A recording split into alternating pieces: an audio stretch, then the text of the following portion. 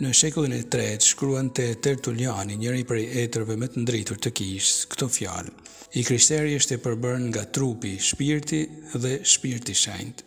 E përmbledhte shumë bukur kështu nevojën e të krishterit për të qenë i ndihmuar e i mbrojtur nga shpirti shenjtë. Siç dëgjuam në leximin e parë, ku shpirti shenjtë zbret mbi kishën fillestare, ashtu atë krishterët e gjitha breznive kanë nevojë për praninë e këtij shpirti të dashur e mik për zemrën e njeriu për ta dëshmuar Krishtin e ngjallur. Po, mik për zemrën e njeriu. E dëgjuam edhe në fjalë shumë të bukura që ka dhënë ndjekësorja e kushtuar Shpirtit Shenjtë, që thot: ti ndër zemra si mik vjen. Shpesh ne kemi frikë se sikur ta lejojmë veten të udhëhiqemi nga hiri i Shpirtit Shenjtë, ndoshta mund të jemi më pak të lumtur. Por e cituam, autori i kësaj ndjekësore vërtet të bukur na mëson se prania e Shpirtit Shenjtë është prania e një miku të jetë ëmbël. Një pranie e ëmbël për njeriu, e prandaj shton edhe çka është shtremt ëmbël drejt to. Pa Shpirtin Shenjtë ne nuk mund të ecim në fe. Shkruante me shumë thaktësi teologjike teologu italian Giovanni Vannucci: Shpirti Shenjtë bën që të lindin kërkuesit e hyjit. Ajo etje e thellë në shpirtin e tyre që kërkojnë hyjin është forca e Shpirtit Shenjtë që nxit të kërkojë gjithnjë më tepër vullnesën e Zotit në jetën e tij. Puna që bën Shpirti Shenjtë brenda nesh është një punë e lehtë, e butë, pa zhurmë, por të jetë e ëmbël. E në të njëjtën kohë, edhe pse është kaq pa zhurmë, ajo ka veti njëkohësisht që të jetë edhe pa thyeshme. Është si puna e një tekniku televizioni, nëse duhem të marrim një shembull, i cili kur hyn të riparojë dëmtimet e pësuara nuk futet me çekiçe, me kazëm, por me mjetet e jetë të vogla e të imta, dhe rezultati i punës del të jetë i bukur, i qëndrueshëm. Shpirti Shenjtë na sugjeron gjithmonë ëmbëlsisht në zemrën tonë mendime e frymëzime të cilat nuk na heqin lirinë, madje na e shtojnë, nuk na e heqin mençurinë, urtinë, madje na e shtojnë, na e përsosin, na e saktësojnë. Prandaj thoshte Shën Maria Vianney, një shenjtë që bëri buj me thjeshtësinë e shenjtrinë e tij në Francën e shekullit të 19, ata që janë të udhëhequr nga Shpirti i Shenjtë i kanë idetë e sakta. Kjo shpjegon arsyen pse shumë të pashkolluar dinë më shumë se të arsimuarit. Nuk kemi pse të kemi frikë për nga Shpirti i Shenjtë, sepse ai, e tham, nuk vjen si armik, por si mik i njeriu, qoftë ky njeri i ri apo i moshuar. Ai është miku ynë më i mirë, më i përshtatshëm, e më i domosdoshëm. Shën Pauli na thot shumë bukur sot në leximin e dytë se sa e vërtetë është kjo, ku thot: ju nuk e keni marrë shpirtin që ju bën robër në mënyrë që përsëri të trembeni, por keni marrë shpirtin që ju bën bijtë e adoptimit, në sajt të cilit thrasim Abba o Atë.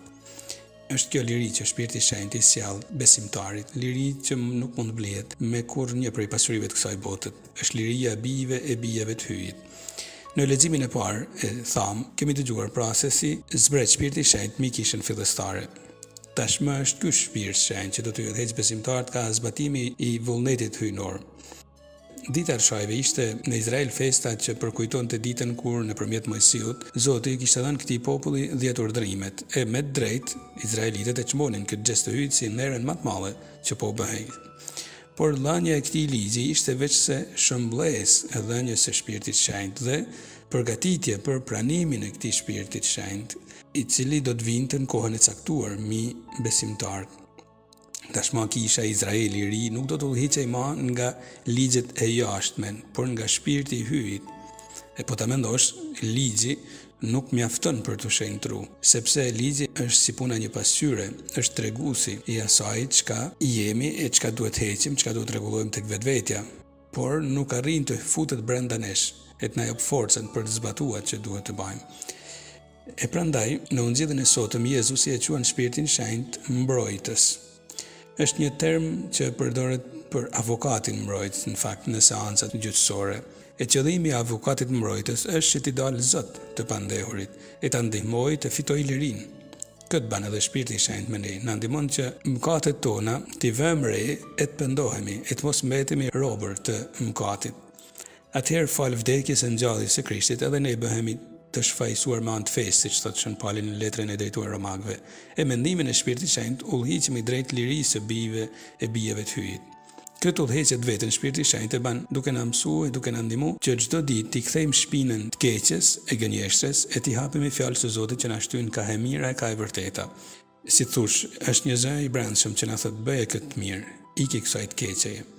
E prandaj, tradita e krishterë Shpirtin Shenjtë ka quajtur edhe si mësuesi i brendshëm, mësuesi që brenda nesh flet e na orienton. Ku na orienton? Ka e mira, ka e vërteta. E për ne të krishterët, e mira, e vërteta ka një emër. Është vetë Jezu Krishti, biri i hyjit. Duke ju hapur fjalës së Krishtit, mendimin e Shpirtit Shenjtë, ne përmirësohemi çdo ditë në dashuri. Tradita e krishterë ka përdorur edhe një imazh tjetër për vetinë e Shpirtit Shenjtë.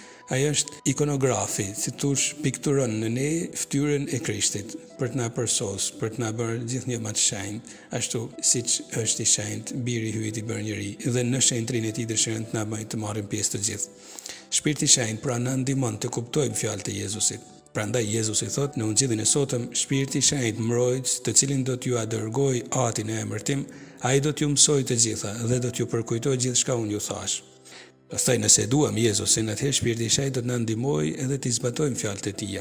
Sikurse edhe Jezusi e thot në pjesën e sotme ungjillore, nëse më doni, do t'i mbani urdhrimet e mia. Prandaj t'i hapemi këtij mësuesi të brendshëm, pa cilin i krishteri nuk mund të jetë i krishter. E ky mësues i brendshëm atëherë do të pikturojë në ne fytyrën e ëmbël të Jezu Krishtit, në kuptimin që do të na shndrojë edhe ne në të krishter të përsosur në përngjasimin e birit hyjt bërë njeri. Me plot hareje qetësi të lutemi edhe ne me fjalë të bukura e të ëmbla të ndjekësore së sotme që mua personalisht më pëlqen shumë, edhe kam shumë dëshirë ta citoj përsëri. Këto fjalë ku thuhet: çka është e brisht këndshëm lako, çka është ftoft me flak rretho, çka është shtremt ëmbël drejto.